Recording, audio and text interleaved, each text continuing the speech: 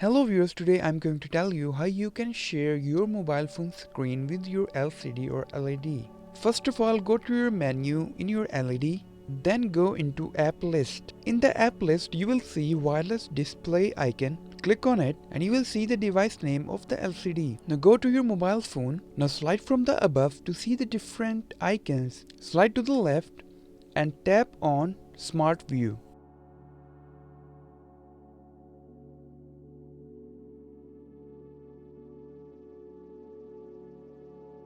Now it will automatically detect the device which you want to connect. It will take some time. Now you can see the device name is found here. Tap on the device name.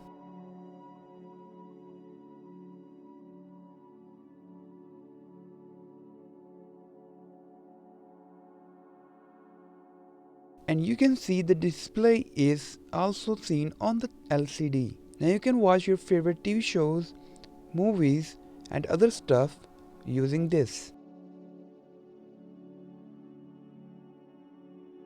I hope you like this video. If you like this video, please like, share and comment on the video. Don't forget to subscribe and hit the bell icon to get more updates.